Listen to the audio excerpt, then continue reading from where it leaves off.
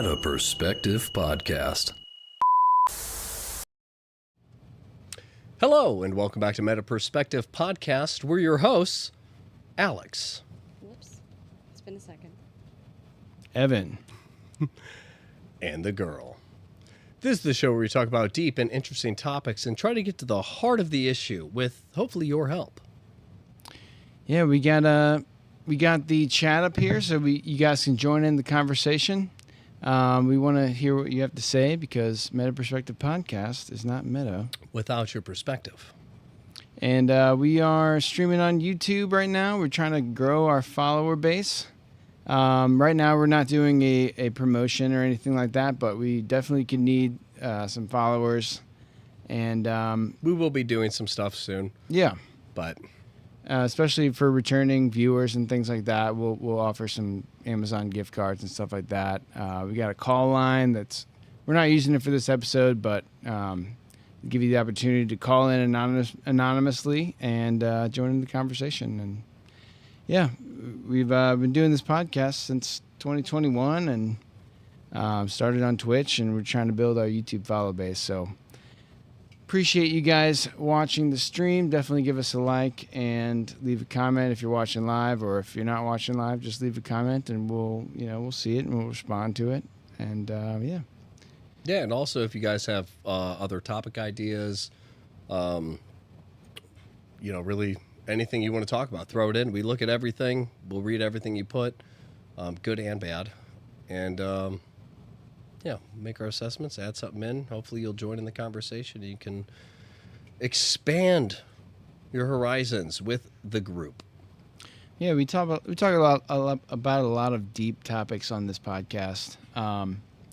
We felt it was necessary to address the 1 week post-Trump inauguration. Yes, we have a new president now, officially. Yes. Not my president. So yeah, I mean, it's, politics is definitely a hot issue right now. Everybody's politically charged in one way or another. We've been through a lot the past couple years. There was COVID. There was a lot of, what I and what we consider, kind of almost like government control, some level of censorship and influence that I think a lot of people are starting to reject. You have independent media, people getting kicked off of YouTube and moving to Rumble, and these ideas are flourishing. There's a coalition around real ideas and being able to openly discuss them, and there's nothing wrong with opinions and debate, and that's one of the things we focus on here. And I think that's one of the good starting points for this topic is one of the executive orders that he signed for ending the weaponization against the government with media and stuff. Yeah, it's obviously First Amendment is for the right to say and have free speech and say and have open debate. That's a fundamental right that we should be able to discuss these things. This isn't Nazi Germany. This isn't Orwell's 1984. This is America, and we have the ability to talk about whatever we want. And it's 2025. And opinions don't hurt people. They just open the floor for conflict and debate and discussion. Yeah, with conflict comes resolution. Without conversation, we just got conflict. Yeah, I mean, all this stuff was set into place by the founders that knew in the future there may be some strife or conflict or whatever surrounding whatever's going on in the world, and just like Elon Musk might have an idea for us to go to Mars because he thinks this planet may fall. In that same thought process, if you're going to create something to try to govern man and keep everything fair, free, and equal, you're going to have to add things in that predict the attack of that, because that is the ultimate. Our Constitution ultimately is the antithesis of evil. Right. It's protection against tyranny. Yeah. If anything is to be attacked in a world that is good and evil, obviously what's going to get attacked is going to be the evil of evil and the good of good. And right now, I believe we see the good of good being attacked on virtually every level. You know, I think with Trump signing this order, making it to where things have to be a little more, let's say, fair when it comes to politics and being more open, allowing people to make their own decisions. You know, I think one of the biggest things to note is Trump was destroyed in the media over and over and over for years. It wasn't just his presidency, but the 4 years that Biden was in, I heard more about Trump than Biden. Right. And he wasn't even president anymore. It was just this nonstop attack.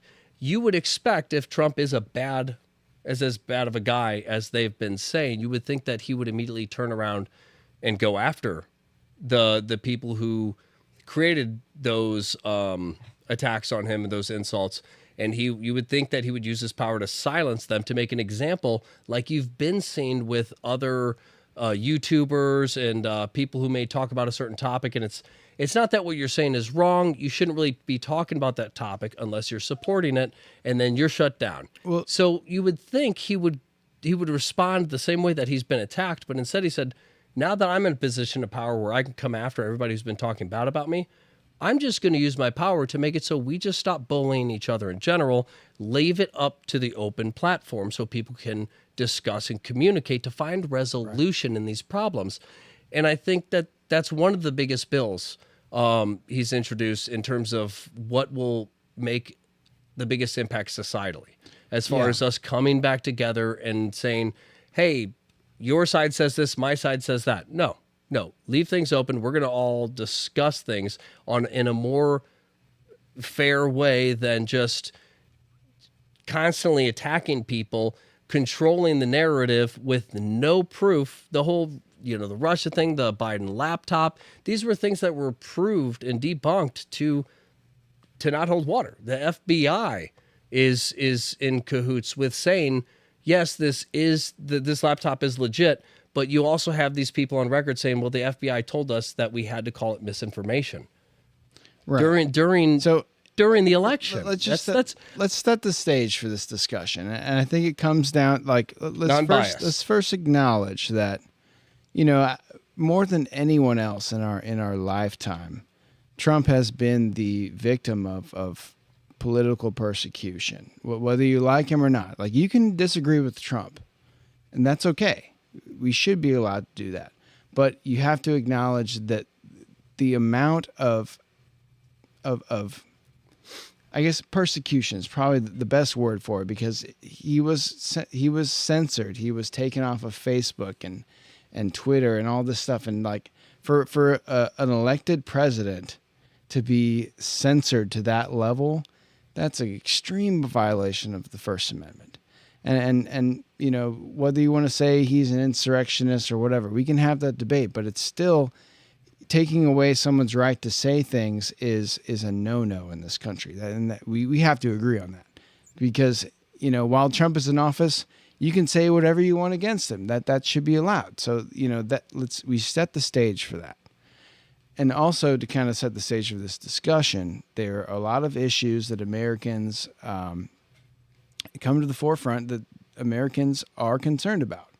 These things they all relate to the executive orders that have been started. So these are things like immigration and our border policy, the economy being one that a lot of people are concerned about.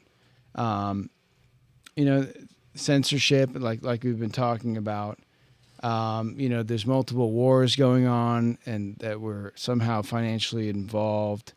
Our kind of federal system has become bloated. It's wasteful. It has a lot of inefficiencies and things like that. And there's also, at the same time, this underlying cultural war that's kind of the term, is the culture war.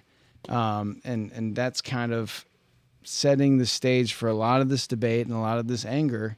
And it's crazy to see the progression from Trump term 1 to Biden to Trump term 2, and what all has transpired as far as, the power of the federal government, whether good or bad. Even now, obviously Trump has implemented a lot of things in his first week, and that's what we're going to be discussing tonight. But it comes down to issues that Americans care about, and how this administration is addressing those things, whether you agree with it or not. Yeah, I think almost every presidency we go through, it's usually left, right, left, right, left, right. It seems to have a pattern. It almost seems planned. One person makes the country a little better, the other person makes it a little worse. And it's this back and forth of keeping us almost in purgatory while the big things that are being changed are borderline criminal in our country. The bigger laws, like all the crazy bureaucratic stuff that the majority doesn't agree with. So when you have somebody like, Trump come in, and towards the end of his first term, I would say things were pretty good. I would say that towards the end of his first term, things were better than they were in the beginning. I think they were a little better than they were during the end of Obama's. But the idea is that Obama didn't leave us in the best condition. But at the end of Trump, when Biden gets in and people are critical of Biden's policies and stuff like that, and no change really being made towards the end of his fourth term, we're in a worse place. All the media says is stuff like, Biden inherited all that Trump stuff. But nobody says that Trump inherited Obama's. And that's where I think this makes the biggest impact of saying, hey, you guys can't do this anymore. You cannot be so biased as to lie and say, these people, they're clearly he's just inheriting what Trump did. Okay, what's Trump inheriting now? Well, that's different. It's still from Trump's first term. It's like that these arguments don't make sense. We have to be a little more open, People a little are more over neutral. that. Yeah, again, I'm not even taking the Trump stance. I'm just saying I think things should be equal. There should be a neutral talking point. And when you have one side saying, hey, they're lying about me, and the other side saying, hey, he's all these things, either we need to prove that he is all of these things and find a better president, or we need to turn on our entire media and everything supporting it and say, are you guys lying to the entire country to guide us in a certain direction that clearly is not going to benefit us? Because if it would benefit us, you would be saying, hey, we're doing these changes. We want the credit. We're making the biggest changes. But when all these things are happening behind closed doors and we see things getting worse, you silly dog, and we see things getting worse, it's like, it's hard for me to say that all these changes and everything that's happening behind closed doors is for the greater good. Right. So when you lie and tell me to turn on this guy, it's for the greater good. I need a reason. And I think what's happened is you have basically a buildup over several years, the past decade, really, of there are functions of the government, like the way that the government is supposed to be run and what they do for us, and then there's kind of this like political side of the beyond. It's like the fundamentals of the government are established by the Constitution and the Bill of Rights, and that lays out the foundation moving forward to anything we want to do.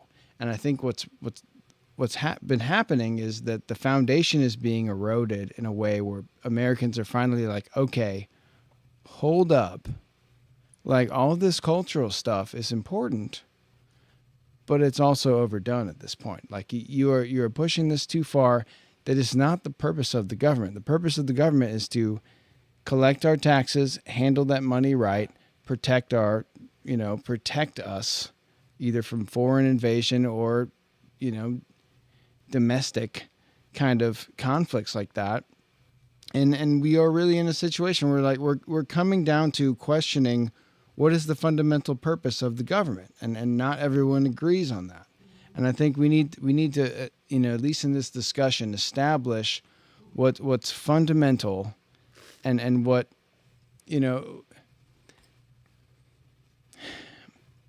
Basically, it's hard to say. Basically, in no country that you go to in the world will everybody agree on a certain idea. Right. In no country. Yes. America is the only country where we don't agree, but we're all allowed to express. That's the difference.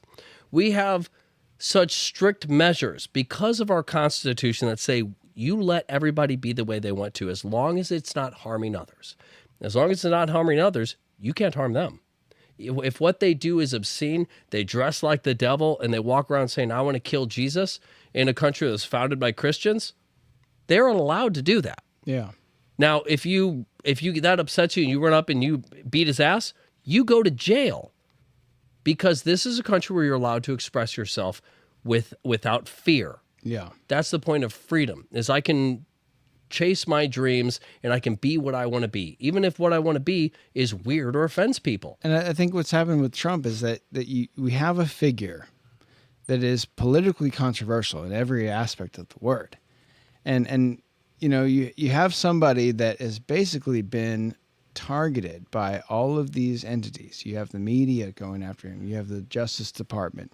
You have, you know, the whole thing around January 6th and this insurrection that wasn't really as bad as people made it seem. Yeah. I mean, I'm open to have that debate whether it was bad or not. It was probably bad for the country, but it wasn't as bad as they were saying. And you have normal people looking at all this and saying, what the hell is going on?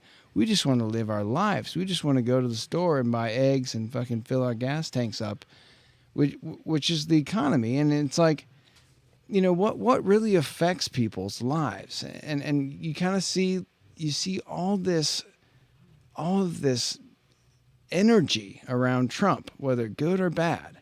And it's kind of like a lot of jobs now where you'll go to certain places and they're pushing certain ideology and stuff with like their coworkers and things like, we're inclusive, we're all these things, we're blah, blah, blah.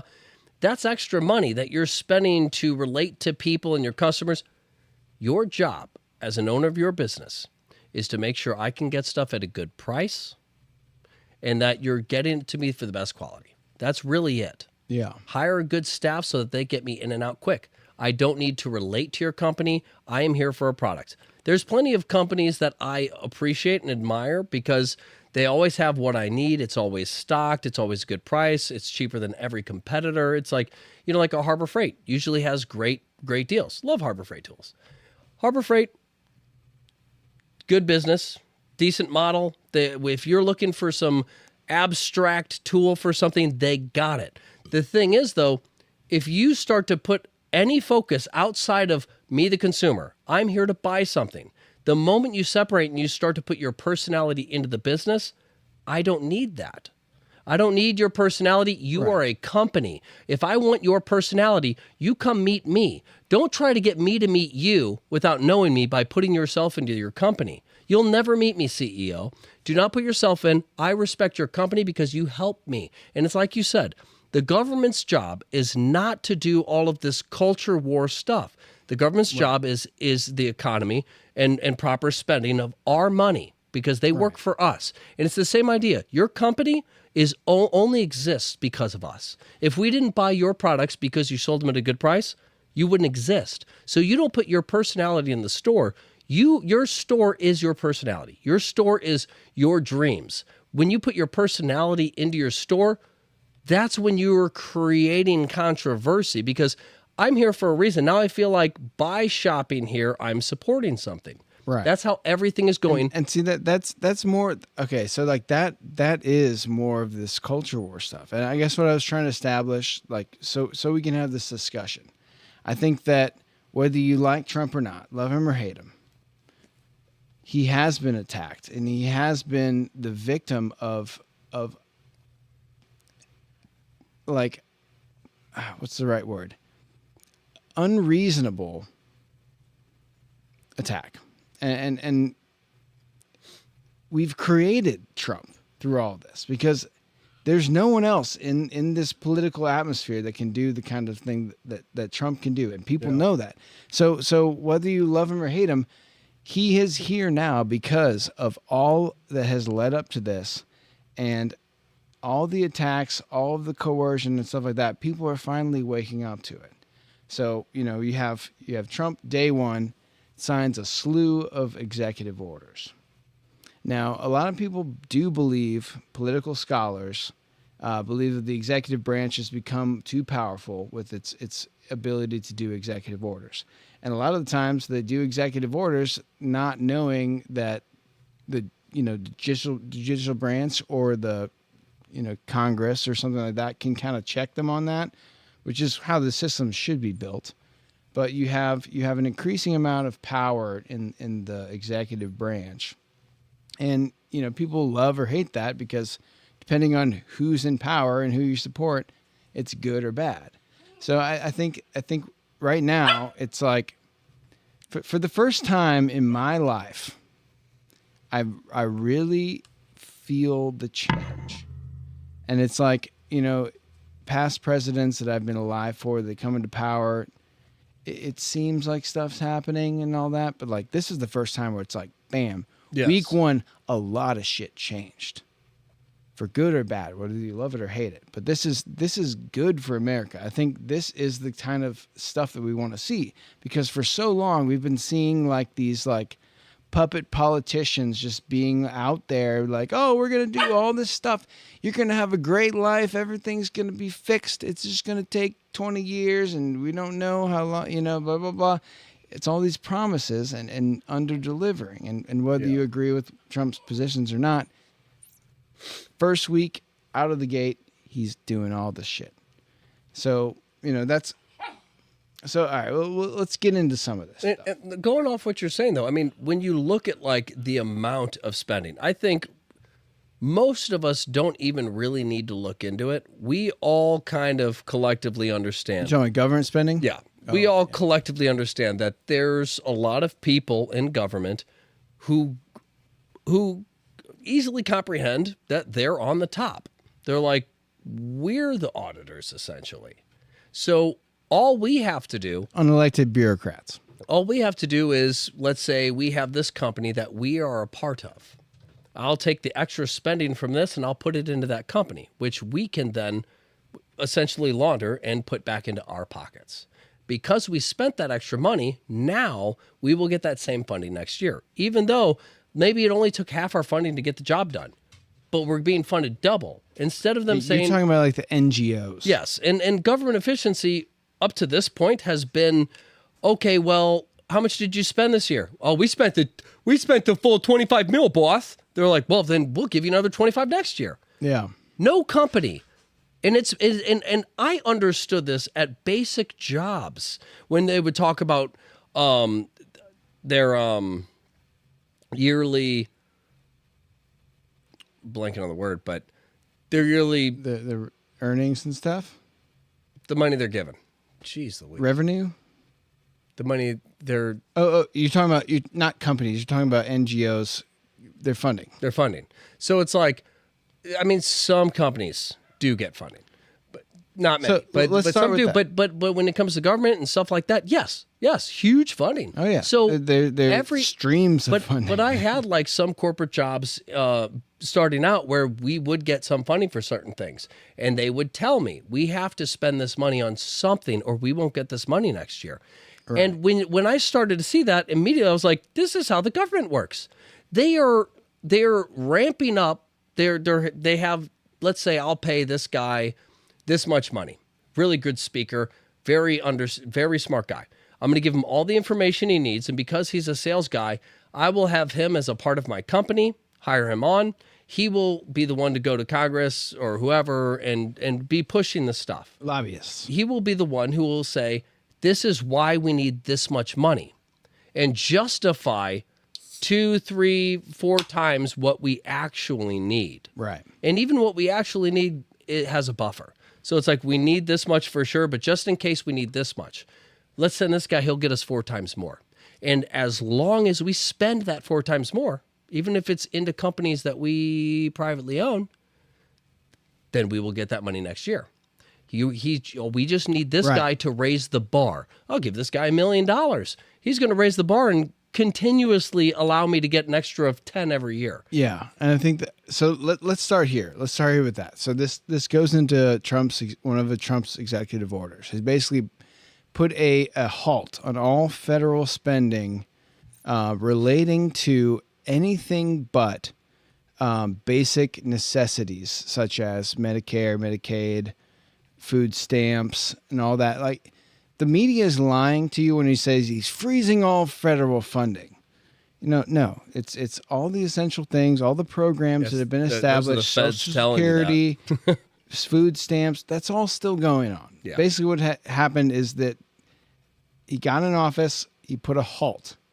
Okay, before we release any of our money, we're gonna assess this, and it kind of comes into the DOGE, the Department of Government Efficiency, which I fucking love. That I love why the didn't we troll. have that? I love the troll. But The king troll. But the idea of it, it's like, and I've been saying this since I was in high school. When I saw everything going on, and I was like, I love the Constitution. The idea in itself is ironclad. But what happens if we don't audit the people who are in charge of this model? And not even just financially, but are they upholding the stuff? Are the decisions being made? It's kind of like the Bible. So everybody knows a Christian that doesn't follow it, but says they're Christian. And even if you don't follow the Bible, you're like, I know that what you're doing isn't what you represent.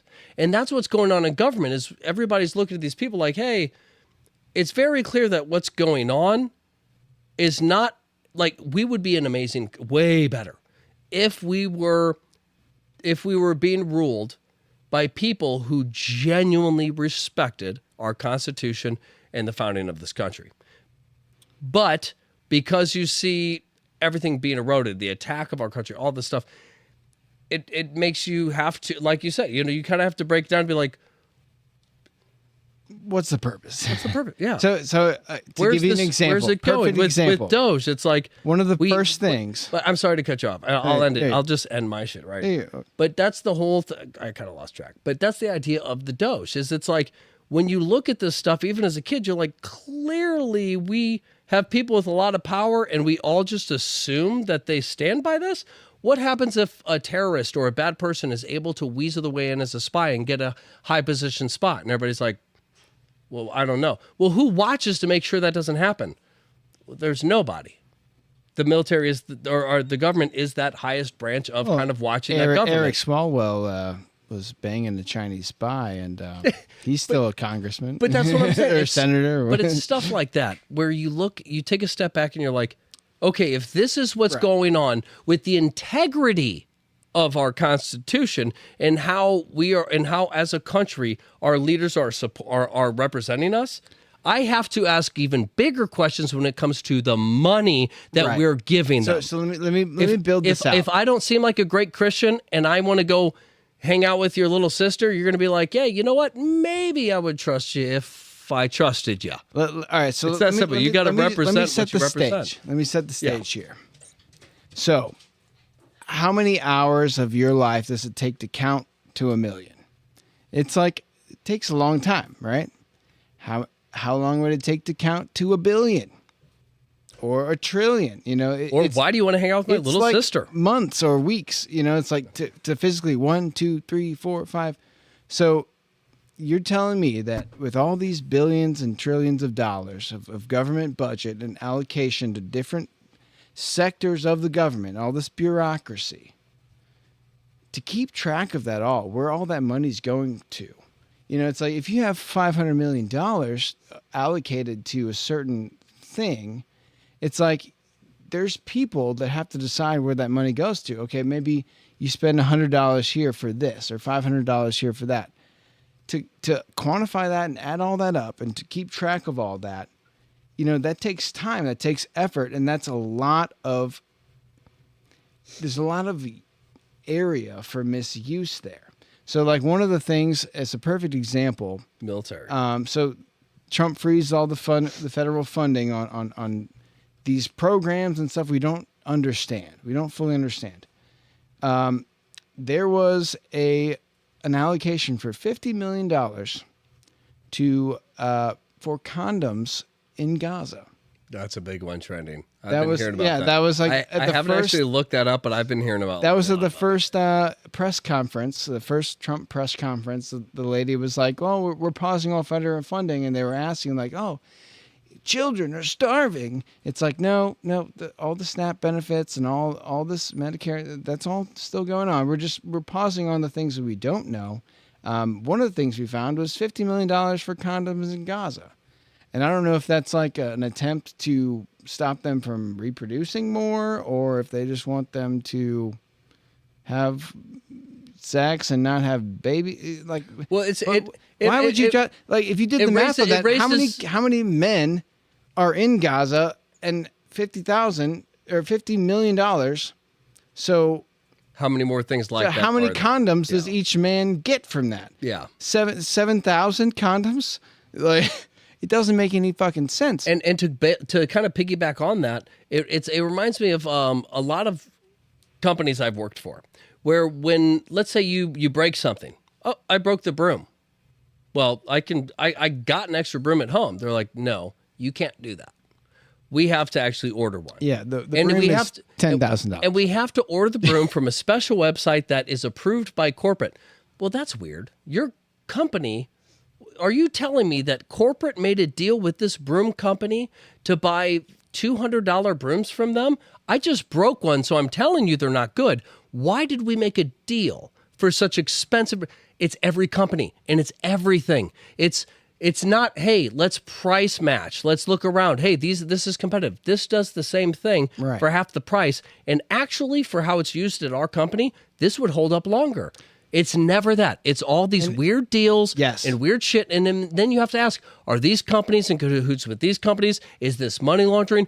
What the fuck is going on? And if you want to think about it like this, like if you are someone who supports sustainability and, conservation of resources like plastics and latex in this example. So, our tax dollars you can think about them distributed through every I want to say single too, thing. the reason I said that thing is it makes you wonder when you say 7,000, that's what bumped it is 7,000 condoms per person. It does make you wonder, what brands are these? How much are they? Are they buying them the cheapest ones? Or they're like, are they government issued, DARPA issued condoms? Yeah, we got you fire and ice, baby. Like, what are you? Magnum bearskins. Yeah, well, how much are you spending on each one? Is this like, hey, we just is it a premium? Yeah, a markup. But it makes you wonder. It's like, all right, are you getting them wholesale from the company, or are you buying them at from Walmart, who's already marked? Like, are we auditing these people to see if anybody who pushed that idea and that bill? And are we just dropping them out of planes, or are we giving them to people? Are any of them affiliated with the condom company that they decided to choose to send over? Or are we just giving them to some Gaza government entity and be like, here's $50 million. You got to buy condoms with it. Yeah. We're not going to check you because we have no authority in your country. You. Like, here's the money. You guys. You guys we've already allocated this money, so if you don't spend it, then it just kind of goes back to us. So, like, splurge. Get those condoms. Get the nicest condoms you can ever buy. Get them all. But at the same time, it's like, okay, so if you're somebody who cares about sustainability and environmental issues and things like that, there is waste there.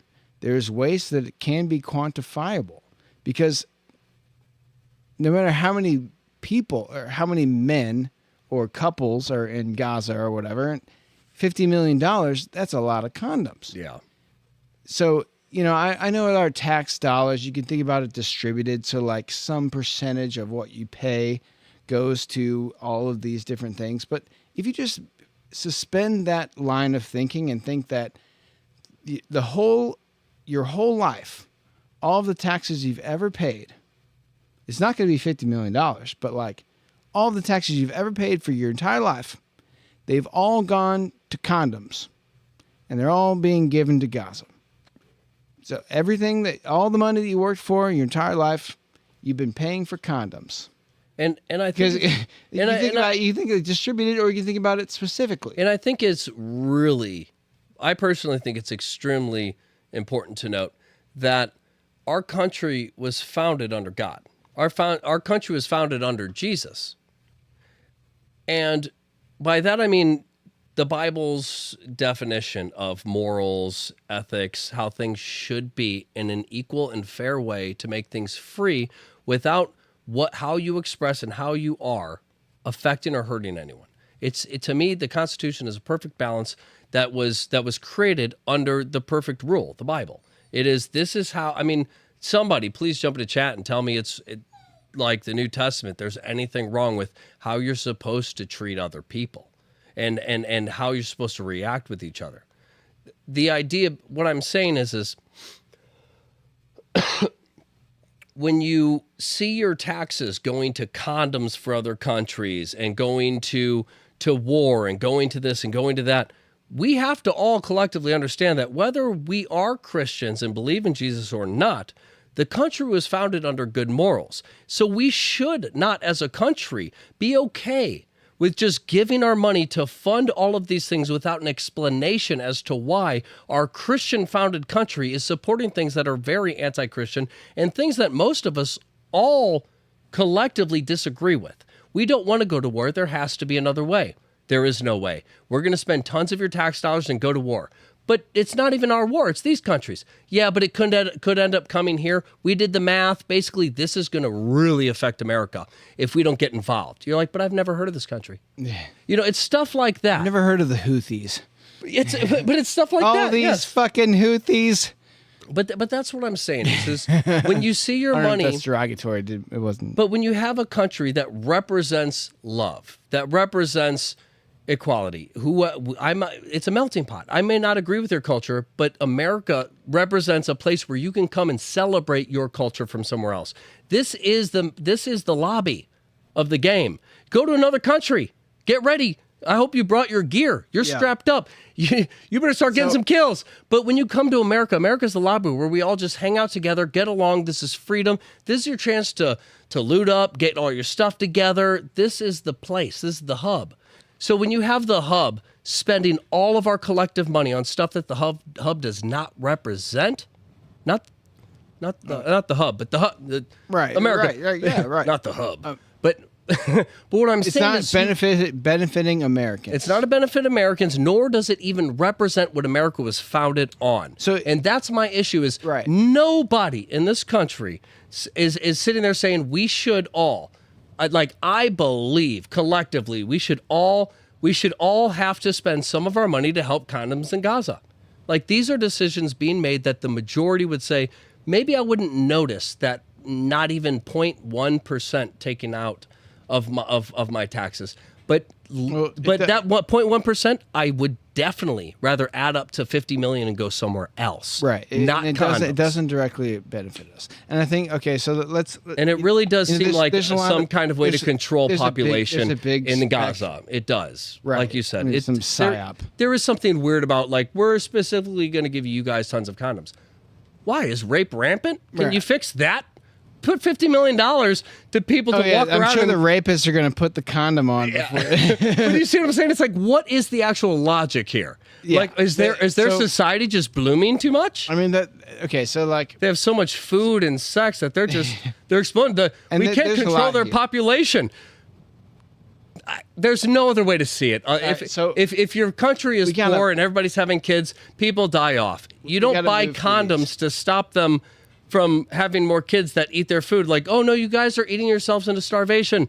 Don't have babies anymore. Like, I don't understand that as a logical decision by our government to spend our money over there. They should probably be dropping like food rations. There is way too much thought put into what I'm just saying. The decision to send condoms over there is way too much thought put into the outcome of us sending them there. Someone had to write a grant for that. But that's what bothers me is you'll see things where it's like, hey, look at California and how bad it is. They're like, but you don't understand. If we don't spend $50 million on condoms over there, you don't know how that's going to affect us. You think that California falling apart, you think that that's the issue. You don't understand condoms in Gaza. It's like condoms for Gaza. Where's the focus in our country go? So all right, so we got a lot of things to talk about. Like, we gotta hit a topic and then move on from it. So like we've kind of talked about the Department of Government Efficiency, which I think is a great fucking idea. I don't know why we haven't had one before. We're gonna hear a lot about all of these inefficient spending things. And this kind of goes to one of the things I want to touch on really quickly. Trump and affiliates have been talking about removing the federal income tax. The federal income tax, which that's a huge one. Which was it was actually. Are you going to the bathroom? Yeah, my bad. Okay, so some quick facts about the federal income tax. So it was it was whoa. It's the Doge right here. Hey, come in, Doge. I need you, mascot. Nom, nom, nom, nom, nom. Polo. Either way, okay. So, federal income tax. It was deemed unconstitutional after I think maybe prior to the Civil War or something like that, and basically the government decided to start taxing people on their income, like I think 1% to 7% was kind of the metric there, and at one point the Supreme Court ruled it unconstitutional for an income tax. But it really got established after World War I, and the number or the percentage of taxable income increased substantially during World War II when we were in a period of, military strife and things like that. There were rations, and we had to conserve our resources for the war effort. So the income tax basically never went away from those times. So, we've kind of just been we've established the federal income tax as a way to fund government revenue for all of these programs, which the Department of Government Efficiency is starting to look at. So if we have more efficient use of our resources as government, and we are also tariffs are part of this, essentially they believe that eventually we may, during this term, be able to eliminate the federal income tax, which would be huge. It's like, I don't know how many thousands of dollars that I pay in income tax, but if I had that all in my pocket and I didn't have to think about paying taxes, like that would be just the grass is greener on the other side for that.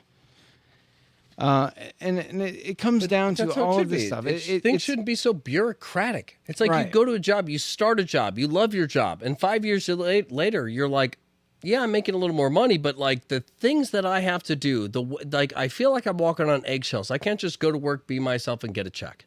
Now I have to act a certain way. You're pushing me into a box where I have to carry myself so specifically that you're taking the personality out of me.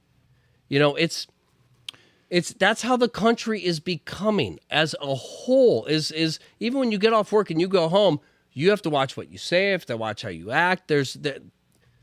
You have things like, a bag of bolts for an airplane is like $90,000. Those bolts are a standard size, and you can buy them at the hardware store for $12. It's like that kind of shit needs to stop. We need to stop taking advantage of the tax revenue flow and all of these different entities that are basically feeding off of our government teat. Like that shit needs to stop. I 100% support that. So, all right, we've established that the government efficiency thing is a big thing. So, like, we got some other interesting executive orders. So, there's obviously immigration, there's DEI, economy kind of touched on. One of the ones I want to throw out there real quick is the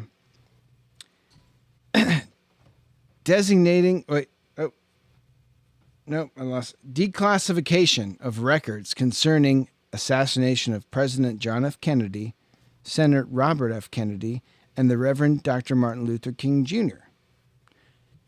So basically, it's an effort to declassify. So like all of the conspiracy stuff that people have been saying for a long time, things being pretty shady from the government's perspective, the FBI, the CIA, all of these agencies that have been implicated, like basically since the World War II, you no longer have land warfare, until Russia invaded Ukraine. But basically for the last 50, 60 years, we've been fighting a battle that we have not technically been involved with.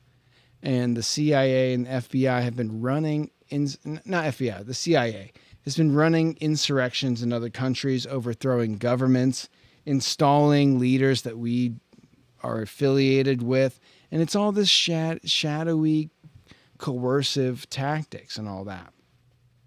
Not only is there all of that to unpack, but all of the stuff domestically. And I feel like if that stuff really comes out, that's going to be a huge issue.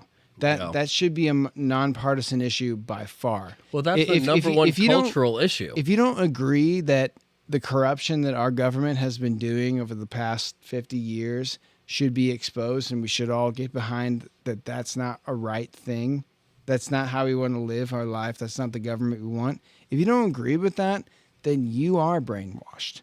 You have been brainwashed by this. I think what bothers me is in high school, I was taught very much about how Dr. King was a revolutionary. But Dr. Martin Luther King was more than just revolutionary. He changed not just minds, but perspectives of our whole country. He made people on the other side of the issue stop and say, am I in the wrong? And people don't understand how major that is, because there's tons of political stuff where you could say, hey, all of our money is being spent on this. And there's a group of people who will justify it. But imagine one person coming out and saying, no, let me explain how this is wrong. We're spending our money to hurt each other. And it's just somebody who connects to everybody and breaks that spell that we've all kind of bought into of like,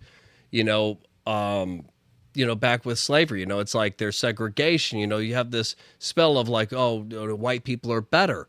It's not until Dr. King steps up and just shares spirit and people are like, maybe we're in the wrong. Maybe I'm thinking about this too physically and maybe we're all humans and I'm just too narrow-minded. It's hard to get a person to acknowledge and accept that and make a change. Oh, nearly impossible. But Dr. King was able to do it. Dr. King reached so many people's hearts with just his speeches, just with words, to the point of him getting assassinated. So if we're all going to agree that Dr. King is probably a beneficiary to society, that he was a good person, and Dr. King represented progression in America between people of different color. And honestly, I believe Dr. King reached outside of that. His entire message, in my opinion, wasn't necessarily even just about race, but about just us all being brothers and sisters in general. It's all men created equal. Exactly. He reflected the Bible, and as a result, he changed more perspectives, I think, than any one person has done when it comes to such a touchy issue. Something like race that modern media can't seem to fix. Dr. King, one guy, changed the perspectives of so many people. When that guy dies, if it comes out that the FBI had anything to do with that, if it comes out that the FBI had anything to do with John F. Kennedy, if any of these government or organizations, if our government, now trust me, I am 100% our Constitution and America, but we have to acknowledge that our country was founded under the idea, or our Constitution was created under the idea and guidelines of the Bible. So when you look at things now, you have to say, why are we so far? And why is it that we made so much progress to the point of being one of the first countries to ever just abolish slavery? We were one of the first countries to go, what are we doing? We're humans. What are we doing? And really start to re-grasp what's going on. We were like the first country. There's still slavery out there happening right now. It's been going on. If you consider sex slavery, there's more slaves now in modern society right now than there were during colonial America or any time period in the past. And that's why people do not understand the true power of America. We are a place where we're supposed to be rid of all of that. So as you see these things seeping back in, and like the Dr. Phil thing, talking about the open borders with people coming in, they're like, yeah, it's child sex trafficking, like basically rampant, basically everywhere. We all know it's happening. There's nothing we can do because it's the administrations that are pushing this. I, as an individual, can't stop it. You see somebody like Martin Luther King, as an individual, open so many people's eyes and lit a fire under everybody, and then he died. So you have to ask, at some point, it's not that America's bad. It's that we were founded under a good idea, and that good idea got us light years from where we were. Even in comparative history, we just shot light years above everybody. Then all of a sudden, we slowed down. And it's when we slowed down is when we need to look at what happened with this ideology of America, the view of America. What happened with the money of America? At what point did things change in a way where clearly whoever was running, whoever's making decisions, was not part of America? They came in to dismantle it. That's the idea. We're the perfect country. We're the number one thing evil is going to attack. Like, if it comes out that the CIA or FBI had anything to do with killing Dr. King, in my opinion, there is no way to interpret that other than whoever has been controlling our country around that time, a little before maybe, whoever started controlling things and changing them to where, again, our country was founded on Christianity. Dr. King was a Christian pastor who was changing the eyes of everybody and bringing people together. Why would our government, founded under the same ideology, kill him? A black man who is bringing everyone together. Right, and it's not necessarily that they killed him, but I'm you're just right. saying, All of these things, if it comes out, somebody shot him. It's super weird. Same with every other major person. Oh, who knows who killed Tupac? Yeah, I mean, even the Trump assassination attempt. You know, we know more about the guy who shot the United Healthcare CEO than we know about the guy who tried to shoot Trump. We know that we've heard all these rumors. Now that Diddy is locked up, we've all heard the rumors that Diddy was the one who kind of paid for the hit on Tupac. So no matter what's going on, we've all heard the rumors and understand that the idea of what's going on is rich people get away with shit. Well, and that's the message that everybody needs to understand is rich people get away with shit. So if you have people controlling the country and their actions do not reflect what the country was founded under, you don't have to agree with Christianity. But I will treat you as my brother and love you, whether you love me or not. And that's the founding. So if our country, if it comes out that the CIA or FBI had anything to do with the taking out or hit on Martin Luther King, there's no way to interpret that other than the progression of the progression of Christianity in this country bringing people together is a problem.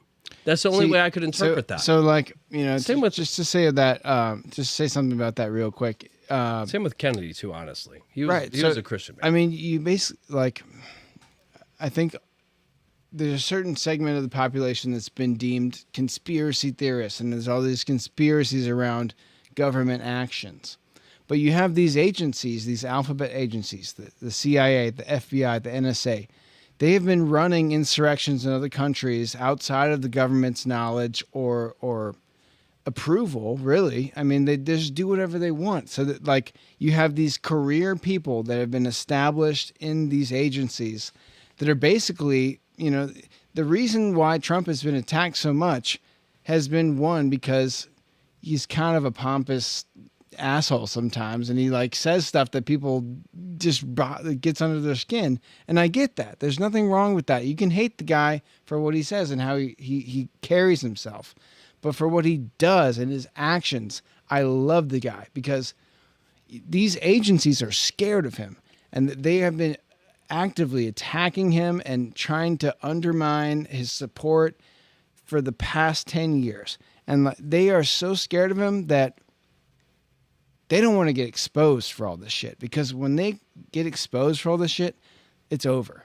Oh, yeah. Like, if it all comes out that, you know, all of this stuff has been being run by some non-elected group of security, militarized bureaucrats that you don't even know who their fucking names are and you have no control over, Americans aren't down for that. And I think that, you know, the push for populism. You have to be elected. If you control a person, even Congress doesn't see this shit. But if you control a person that you get elected, That's not our system. Yeah, that's not it's not defending democracy, as everyone likes to say. Yeah.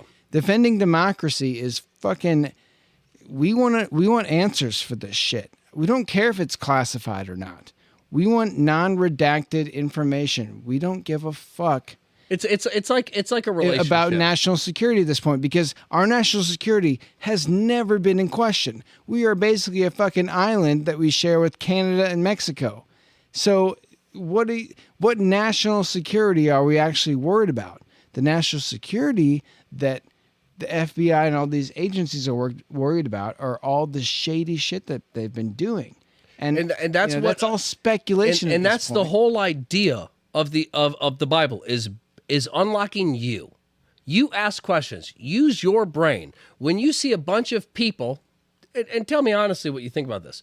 You see a bunch of people telling you something terrible happened, but you can't really explain it because it's for your safety. What's the first thing that goes through your head? Bullshit. You're part of it. You're a liar. Like, no part of me is like, yeah, don't tell me, because I don't want me knowing this to possibly come back to hurt me. We're just giving you these vaccines because for your safety and for our safety and for your security. There's so many things but we're that not going to happened. tell you what's in it for 75 years. It's like 9/11. 9/11 happens and they're like, we it's for national security. We can't release this. You're like, okay, so our country was attacked by somebody else, but you can't tell us what happened because... No, they were attacked by Al-Qaeda, who was in Afghanistan, who we then accused of having weapons of mass destruction. Oh, no, we went into Afghanistan to go after Osama bin Laden. Then we realized that Iraq had weapons of mass destruction, so we went after Saddam Hussein. And then 10 years later, or 15 years later, we figured out that it was Saudi Arabia the whole time. They basically admitted it, and we still buy oil from them. We're still buddy-buddies. In our defense, when we were in Afghanistan, we could kind of see over to Iraq, and we were like, what is that? We thought it was a WMD. Is that oil field over there? We thought it was a WMD. And when we invaded, we realized there was no WMD. But we did get a lot of oil. Trump said, no, we didn't. Trump said we should have taken all the oil. And he was right about that. We didn't. Yeah, well, we took the country. We tried to establish democracy. We took the country. And it didn't work. Well, same way with our approach to COVID. That didn't work. Same with our approach to funding Ukraine. That's not working. I would still argue that the look is it didn't work, but for them it worked. Same thing for we did them it worked. In Vietnam. That didn't work. But I do want to get back to the conspiracy thing you were saying in terms of RFK. One of the big things that just recently came out was him being questioned and stuff. Oh, right. And, yeah. And he was asked a question as far as like, are you a conspiracy theorist? Do you follow the conspiracy theorist? Like, is that what you would classify yourself? And he was like, RFK was like, that question in itself is wrong and is implying negative. It's negatively implying that I am not credible. He's like, essentially, I'm paraphrasing, but his whole thing was going through the COVID stuff. He was like, I said it would do this. They called it misinformation. Now the FDA says it does do this. Then I said red dye causes cancer. Red dye number 3. Red dye. But he said, I said it. Don't make fun of him. Answer. Don't make fun of him. He's trying Love the guy. really hard. But if you listen to what he's saying, he's telling you that I said all of these things. Red dye causes cancer. I was a conspiracy theorist. I was called a conspiracy theorist. The FDA has now come out and said it does cause cancer, and they've actually outlawed it. There's a lot of, he went on with like multiple things, and the guy interrupted and was like, oh, okay, well, blah, blah, blah. Tried to redirect it back to the conspiracy theory thing. Yeah. And it's like, everything that you say is conspiracy theory that I have been saying, I have been right on. Yeah. So it's like, we need to dismantle this whole conspiracy theory thing. Right. Because it's an amazing video. If you guys haven't seen it, if you can try to pull it up real quick, girl in the back, it's RFK questioned on conspiracy theorist. something like that. George Carlin said, if when interests align, a conspiracy is not needed. Exactly. And that's what people don't get. It's an organization. It's just like Facebook. I don't need to own Facebook. I just need to have my Are you players. a conspiracy theorist? Oh, go ahead and switch it to the. There you go. Yeah, watch this real quick. Called a conspiracy. Now everybody admits it. All right, I go was back to called the a beginning real conspiracy quick. theorist because I said red dot. There we go. Bam, nailed it. Are you a conspiracy theorist? That is a pejorative, Senator, that's applied to me, mainly to keep me from asking difficult questions of powerful interests. Bam. I was told that I was a conspiracy theorist. That label was applied to me because I said that the vaccines, the COVID vaccine, didn't prevent transmission and it wouldn't prevent infection, when the government was telling people, Americans, that it would. I was saying that because I was looking at the monkey studies in May of 2020. I was called a conspiracy. Now everybody admits it. I was called a conspiracy theorist because I said red dye caused cancer. And now FDA has acknowledged that and banned it. Bam. I was called a conspiracy theorist because I said fluoride lowered IQ. Last week, JAMA published a meta-review of 87 studies saying that there's a direct inverse correlation between IQ loss. Bam. But yeah, it goes on. But he's saying First, that- a couple more of commit. Yeah, but you can swap back.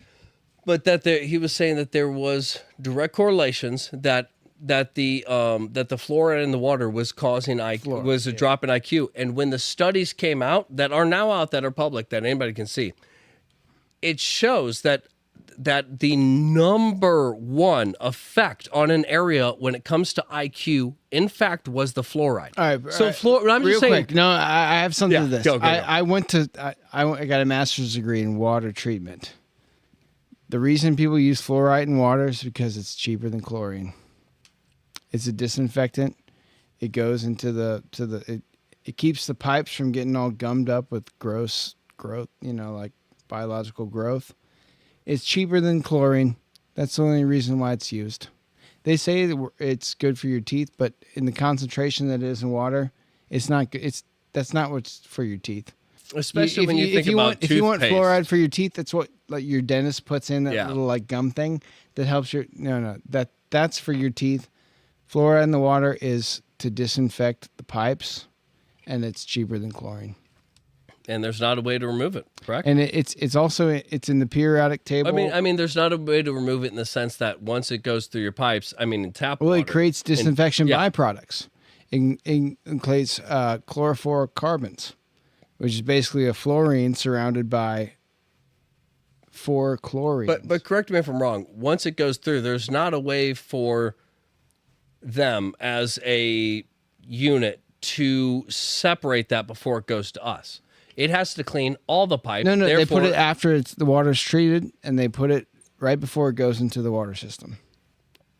That's even worse. It's disinfection. It's sustained disinfection. But that's the idea. Is he says it has been proven. There are studies you can look up, and plenty of them, that a major drop in IQ is Yeah. a direct correlation simply to Interesting fluoride in thing water. too. In grad school, when we were studying this, we focused mainly on chlorine disinfection. I didn't do any calculations on fluoride disinfection. It's in the halogen column in the periodic table. It does the same thing as chlorine. It's just more volatile. It does more damage. And in our bodies, it creates more free radicals. Interesting. So, because I always looked at chlorine as being more damaging to the human body than No, fluoride. Fluoride is more powerful than chlorine. It's literally chlorine, but with another electron ring around it. Stronger. Obviously, I'm not an engineer, Stronger but electromagnetic force. Yeah. that definitely. That's the emphasis. But It's cheaper. It's cheaper to buy. But for at least 2 decades, you've heard fluoride is not For good. 40 years. Fluoride is dumbing us down. I've been hearing that. I first heard that, I would say probably around 10 to 12 years ago was the first time I personally heard it. Surprise, surprise. And that's after it was getting big on YouTube. I'm not like this was probably at least 20 years ago that this was really being talked about. But that's what bothers me is I was called a conspiracy theorist because I did some research enough to say, okay, I understand how fluoride, at its basic roots affects the human body, but I'm not seeing the justification for putting it in water as, it's like, well, it cleans the pipes, but it hurts us. So why, if it hurts us, why wouldn't you put something on the faucet to filter it out? I'm just saying, if you know that something hurts us, but the reason you're letting it hurt us is because it's less maintenance for you, that tells me that money for you is over my personal health. So if I say, hey, I have a conspiracy, these people care more about their money than our personal health, and what they're putting in is actually hurting us. And I've done research that it actually makes us stupider and makes our brains worse. That's pretty fucking huge. Well, I may not be brainwashing you, but I'm lowering your IQ to a point where you can't see the full picture. And I'm being called crazy for that, a conspiracy theorist for that. I was called that 10 years ago when I brought this up. But it bothers me that when he asked that question, that's the whole thing of the media. Are you a conspiracy theorist? He's like, listen, dude, I've been called a conspiracy theorist because of all the shit that I said. And it's all true now. So it's like these things that happened, they were conspiracies. Right. They were proven true, but nothing's been done. So let me say something real quick. And that's the problem. We need to attack these things. I need to go on a thing here because this is all engineering knowledge. Certified stage, engineer. Floor, and so backstage is yours. Basically, we have regulations set by the EPA that says this amount of fluoride or this amount of chlorine or this amount of anything is unsafe and consumed by this concentration. So it's a concentration thing. So we have a standard, and this works the same way with carbon emissions, by the way. Coal plants are required to emit, you can't emit above this level. So basically, people called Donald Trump crazy for the idea of clean coal. Well, it's not that crazy because we don't regulate coal plants for clean. Like, there are bag houses and filters that take the exhaust from the coal plant and filter it. Well, we only regulate to a certain level. So anything beyond that level to clean the coal is extra money for them. So they're not going to do it. So if it's not regulated, then they're not going to do it. You could force them to buy carbon credits, but it's cheaper than buying the bag house to treat the fucking coal. So we could clean coal to no emissions. It would be expensive, but how about we just treat it to 90% efficiency? Well, that would be pretty good, but we don't require that. It's probably less. It's probably like 60%. I don't know what it is. But same thing that happens in water or any of these red dye number 3. It's banned in Europe, but we allow a permissible level. As long as it's below the permissible level, it's okay. And all these chemicals, pharmaceuticals, all this stuff, it's in the water. It's all based on permissible levels in a concentration where if you put that amount in a water and you drank it, you would be safe. But what if you drink five of those waters? If you drink it every day for 70 years, then it doesn't become as safe, right? And what people we have don't to do realize, studies. We have to do studies to back that up, back that level up. But what really bothers me, and it's all based on mice and stuff like that. But what drives me crazy is people do not understand that these are the regulations for that product. Yeah, that product has the same regulations as all of them. So we have permissible levels of this red dye, permissible levels of this fluoride, permissible levels of this, that, aspartame, you name it. Yeah. So as long as companies stay within the what happens if that's all the stuff you eat all the time every day? Yes, these are permissible levels. Yeah. But what happens if you're doing permissible levels from here, of red dye? Here. And now you're getting 3 times the permissible level. We all know the story of the angry wife whose husband she slowly feed soup to.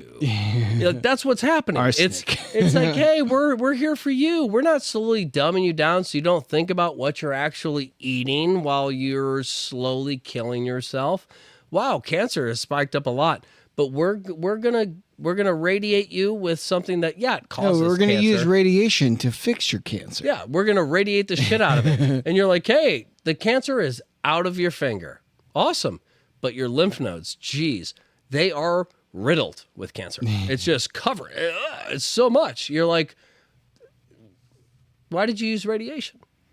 Like, there's no logic to anything that's been going on. We all understand that, but because there's no logic, we all accept subconsciously that, well, life isn't logical. So we have to trust the people who do know, because we're too stupid to know because we drink so much fucking tap water. See, here's so lymph nodes, right?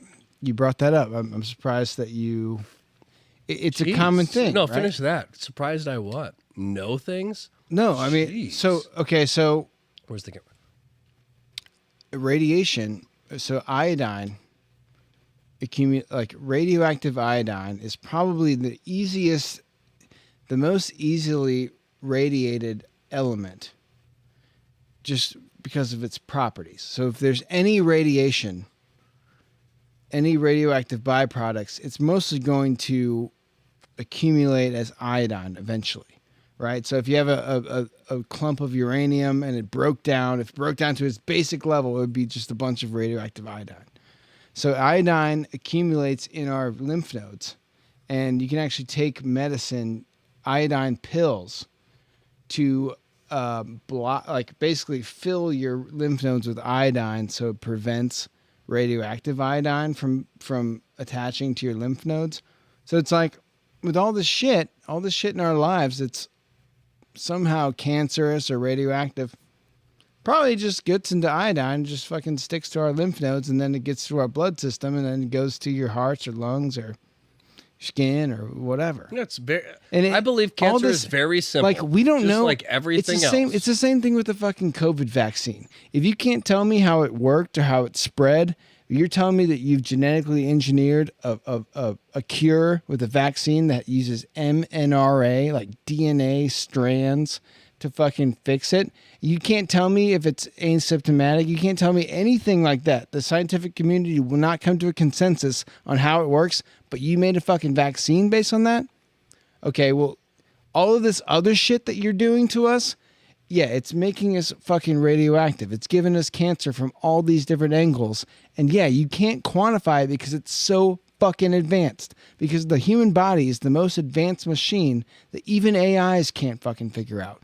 We spent 20 years on the Human Genome Project, and we still, I don't know if they're finished or not, but we still can't fucking make heads or tails. Like, one day, we're going to have AI just 3D print fucking Godzilla and fucking take over Tokyo. But right now, we don't understand how any of this shit works. So all these pharmaceuticals, all of these pills and drugs that affect our brains, we don't know what they actually do. All these vaccines and stuff like that, like, it's not crazy to think that vaccines may not be just localized to the one fucking job that they do. And see, that's where I become a conspiracy theorist, is because I think they do know. I think they we know don't. that they don't We know. don't. They know that they don't know. I think they do know. They're like, oh, we're using these carbon nanotubes. I think that's why they use it. No, they don't know. Because they don't know what it does. They're They're ignoring the concept. Think They're about this, ignoring though. the side effect. Think about this, though. When you look at cancer, there are things that can help. None of those are acknowledged. Only radiation. Radiation also causes cancer. So many people go and they're like, and they get cured of cancer, and then they get it in lymph nodes. They and don't it's like, know. Now They don't you're know what gonna it does. die. They don't know what it does. They just know that, if anything, it just gives you cancer. Yeah, hey, come here. Come to us. Sign this thing. We'll fix you. Hey, we got rid of your cancer in your finger.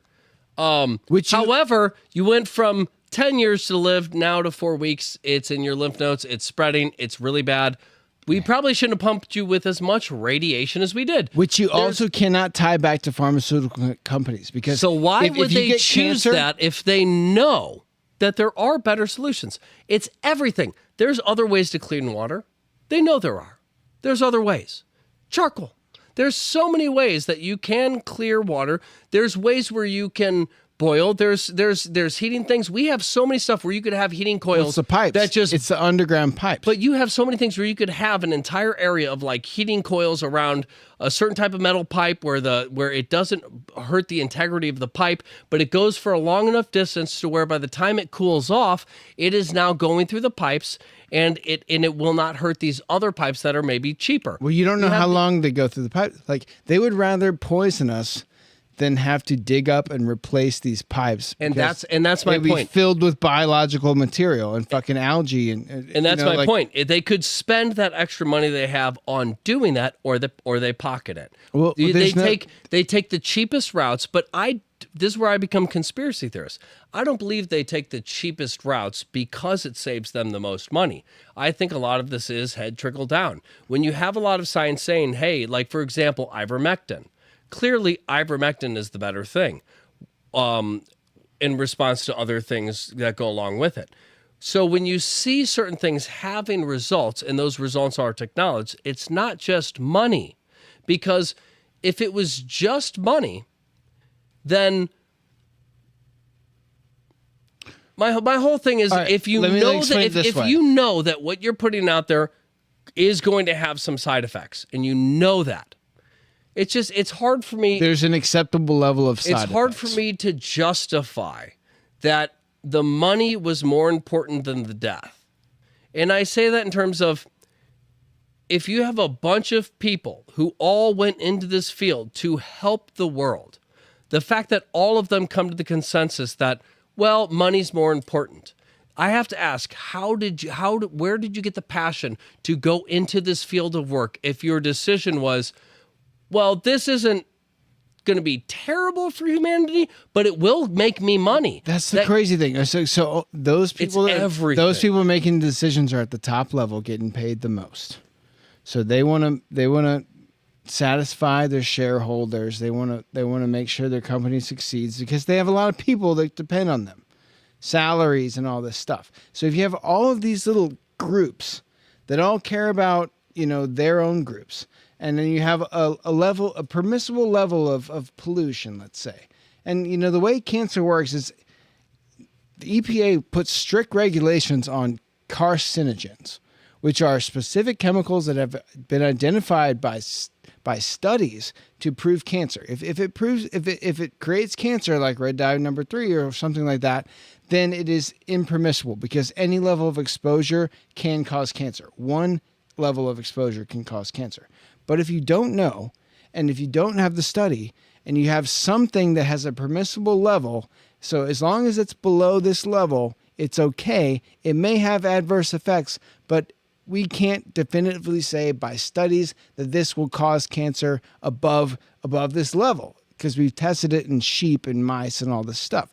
So like below this level is okay. So you have this company that gives you your skincare product, your deodorant. And then you have this company that allows you to have permissible levels of exposure when you spray your hairspray or the water company putting fluoride or whatever. The way that cancer works for non-carcinogens, if it's not a carcinogen that's like either directly radioactive or directly causing damage to your cells, it's called free radicals. So like a free radical molecule will manipulate proteins and will manipulate DNA by random choice. You can't measure it. You don't know where it's going to affect you. You don't know how it's going to affect you. You just know that this is a free radical. And that's why antioxidants are a thing, because they neutralize the free radicals. But if you have a bunch of free radicals from all these different sources that are all under permissible levels, and they all accumulate in your body all at once, well, all of a sudden this permissible level being attacked from 800 different angles, yeah, you got 800 times more free radicals than you deserve, that you need. So that is what causes fucking cancer. And I don't even know the solution. And that's why I say that's where I become a conspiracy theorist. When you look at the COVID vaccine, there's people who were like, we all want the money, right? So you're going to look at what it is and try to figure it out. I feel like the fact that normal people and normal doctors were the ones, not the big bad big boys, not Fauci, not any of these guys, but it was the little guys who went to school who said, actually, I think ivermectin and this and that, I think this will do it. And then they did it. And it's like all of my patients were better after 2 days. Yeah. After 2 days. You guys are suffering for 2 weeks and almost dying. 2 days, they're good. So if we know this, why would they not take some kind of ivermectin? Hydroxychloroquine. Why would they not do some kind of cocktail and call it a vaccine? If they could take something that costs nothing, ivermectin is very cheap. Hydrochloroquine, all this stuff's very cheap.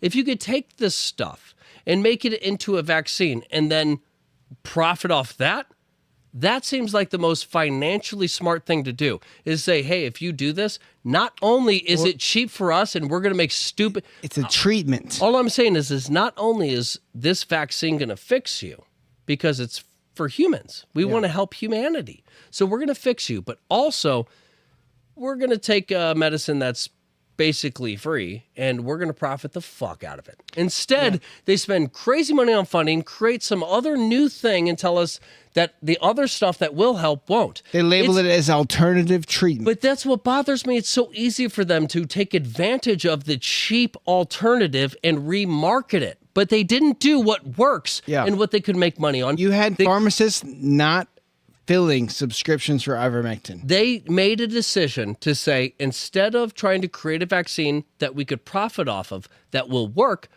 we will not acknowledge what will work and profit off of it. Instead, we will put bans on it. This is suddenly not approved by the FDA as of 2020. You're like, that's weird.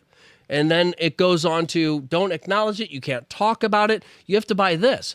That's where the conspiracy theorist comes out of me. And natural immunity is not a thing. And that's where, you need pharmaceuticals. But that's where the conspiracy theorist comes out of me. You're telling me that you know more about this than me, so you could have clearly tricked me, got ivermectin and all this stuff, created a vaccine of something that worked, and remarketed it at 100% value times, and just made a killing as much as the COVID vaccine, if not more. Oh, yeah. But instead, you did all this research, all this funding, you created this whole new thing, dumping money into this vaccine to make more money. It would make more sense to create something using what we already had that's already one of the cheapest drugs out there. So I find it very strange that instead of remarketing a ivermectin hydrochloroquine cocktail vaccine kind of thing that may have worked, I find it weird that instead of doing that behind our backs, they passed laws to block that and forced us to take something they generated. They understand what works and they understand what hurts. They chose to give us a thing that has just the little amount in, where it's, and that's my problem. Dude, they could have fixed it, needs to and be a they reckoning. chose not to. When the majority of our country came out and said, "Hey, doctors are doing this, and it's working," and then all those channels are getting shut down and called misinformation with no explanation as to why that doesn't work or how that could actually hurt you. Oh, yeah. Instead of just saying that's bad. Dude. Why is it bad? Because it's misinformation. How? Because do you remember you're not a scientist. Do you You're remember like, when the president of the United States, who helped develop the vaccines that they pushed so hard, remember when he had treatment for monoclonal antibodies? Trump fucking cured himself of COVID with monoclonal antibody treatment, and he was like, "This should be a legit thing, blah blah blah. I'm gonna authorize, all these." And 1 year I will have. And they're like, was no. it 6 months or a year? He said, I will have a vaccine out and it will work. And you can look up the videos on YouTube. You have Biden and Kamala, both separately, different times, saying on air, I will not take Trump's vaccine. Yeah. It takes 3 years to go through testing. I will not trust this. The other one's like, we have to make a serious decision. This is not proven. This is not tested. Each family in America has to make a serious decision on whether or not to take this. Yeah. They were really pushing people away from the vaccine. The moment they got in, it was pushed more than I have ever Honestly, seen anything what I pushed think, in my what life. I think happened is More than Hannah Montana. It was pushed so fucking hard. Trump did the warp speed, which is like, all right, we need a vaccine fast. So all of these, so you have Pfizer and Moderna, which look into Moderna, very interesting. It wasn't a company until 2019. It was funded by all of these large investors. All of a sudden, made billions and billions of dollars out of nothing. So that's questionable. But like you basically have Trump. It was like he made the impetus for this vaccine push, and then what I think happened is the government made an agreement with these pharmaceutical companies. Is we will waive your liability. We will support you financially as long as you can get us a vaccine as soon as possible. And then Biden took office, and what I think happened is that he made a further agreement with the pharmaceutical companies that we will buy X vaccines for X taxpayer dollars, and we'll subsidize But it the has rollout. to kill a lot of people. No. Well, yeah. I'm just saying. We'll Trump's subsidize. thing- We'll subsidize the rollout of this vaccine, and no matter what, you won't have liability, and you're going to be able to sell this many vaccines, and we're going to push this because we've already bought them. So the vaccine makers had no incentive to make this a safe product because the liability was waived, and at the same time, they were on a race, billions of dollars, trillions of dollars on the line. Basically, it's like, and whoever can get the first vaccine is the winner. So they just took this watered down version of the virus that didn't do what it said it did. They didn't know, like. Okay, one scenario, they knew about the vaccine, or they knew about COVID and what it did and all of its properties, but they were lying to us and saying that, oh, you could have symptoms and not know, and we don't know how it works, blah, blah, blah. Or the other scenario is they didn't know anything and they just fucking made it anyway. They just put a little bit of virus and 90% water and then injected us into it, injected us with it. And then fucking it was like, oh, it's a vaccine. It's going to cure you. And that's what they Which pushed. was a lie Misinformation. to keep getting the government-funded, subsidized money. And everybody involved who, when it comes to like military and everything, they're forced to take it, which I want to say, It was since then, one of my the executive best orders was the. But one of my best friends recently passed away. One of my best friends. Our best friends. One of our best friends just recently. One of my best friends just recently passed away from a blood clot at 34, 35, and my other best friend, I'm really crossing my fingers blood for. clot. Really crossing my fingers for my other buddy. Hoping he makes it. What? Me? I didn't get it. No. And I got the Johnson & Johnson, so I got the retrovirus, not the mRNA. You got the Johnson & Johnson. That means you got fucked in the ass twice. No, Double Johnson. No, there's a difference. So Johnson & Johnson. You got a Johnson. You got a Johnson in you, buddy. I'm just saying, you got two Johnsons in you, buddy. I got two Johnsons. He's got two Johnsons in him. I would rather be fucked by two Johnsons than be fucked by Pfizer and Moderna. Well, you might get both of best of both worlds here. All right, so here, real quick, the Johnson & Johnson vaccine, which was actually pulled away because of blood clots, mind you. Wait, the one you got? Yeah. Oh, Yeah, go so on. It was the one injection instead of two, right? So they used a retrovirus that was basically like a. Wait, you're telling me they knew about blood clots after the first year of them putting? No. Johnson & Johnson basically got stopped because of rare blood clots. But when did they realize that was causing rare blood clots? The first year? Within 6 months of administering the vaccine. So why are... But different than the fibrous blood clots. Let me go. Okay, let me talk. Let me, fair enough. I've looked into this. Okay. Okay. And I am a fucking scientist, by the way. Don't say I'm just a fucking conspiracy theorist. I'm a certified engineer. Evan, the science guy. Evan knows science. Okay, so That sounds this is better. what happened. So Evan knows science. So there are three vaccines. There was Pfizer, Moderna, and Johnson & Johnson. So the Pfizer and Moderna both used the new experimental mRNA technology, which, if you know anything about cells and how they work, so DNA is a two-stranded helix. RNA is a single strand that proteins will use.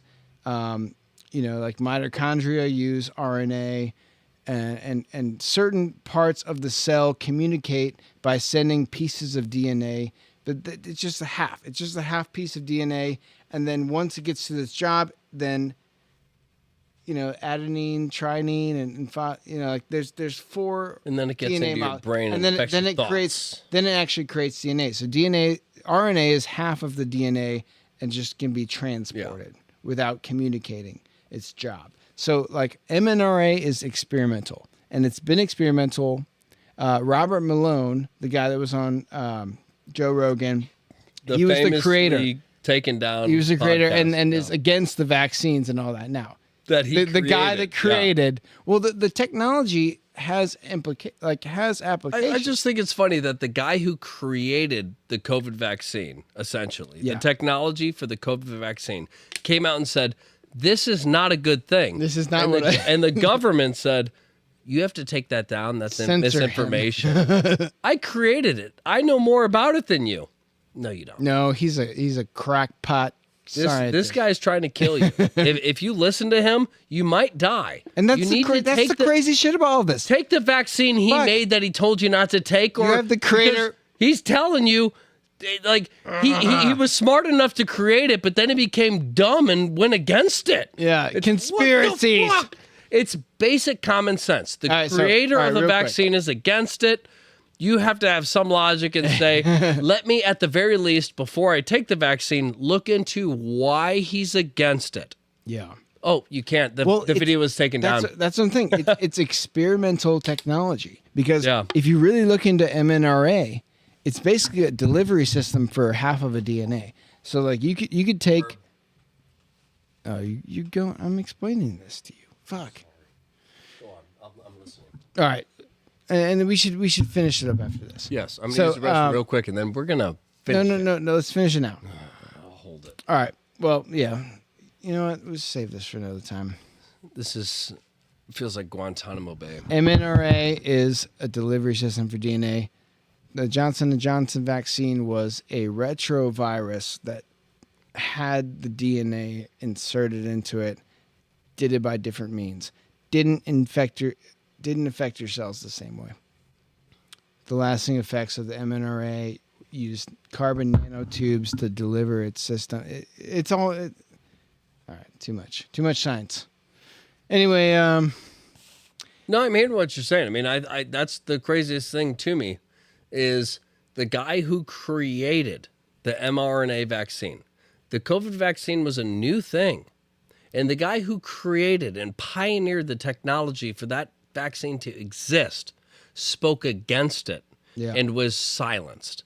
I think at the very least, it doesn't matter if you're left or right. If the guy who creates the thing you're taking tells you not to take it, listen to the guy who made it. It's like Oppenheimer saying, don't set the bomb off. Yeah. I make a rocket car and I'm like, hey, I'm telling you, this rocket car, like if you actually try to drive it, it's a literal rocket. Like you're going to hit something, you're going to die 100%. And all the media is like, no, get in the car and drive. We need the ratings. We need to see this happen. Maybe he'll survive. They want you to die because that's what makes them money.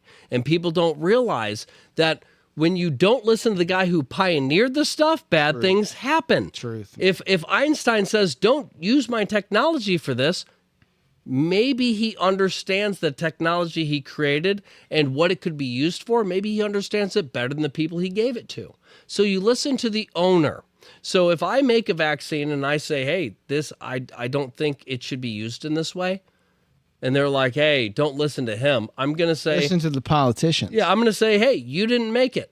You make money off it. So I will not listen to the person who makes money off it. I will listen to the person who fucking made the thing you're making money off of. Like, it's so fucking obvious. Why have we gotten to this point? Why are we here? Jesus. Well, it's...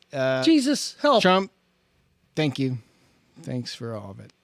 We don't have to live in this bullshit anymore. Yes. Anyway, guys, I'm sorry if this got unbiased.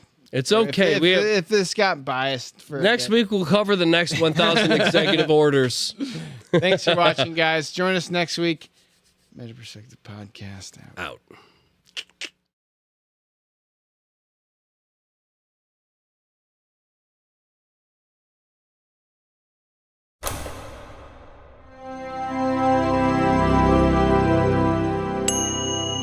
Meta Perspective Podcast.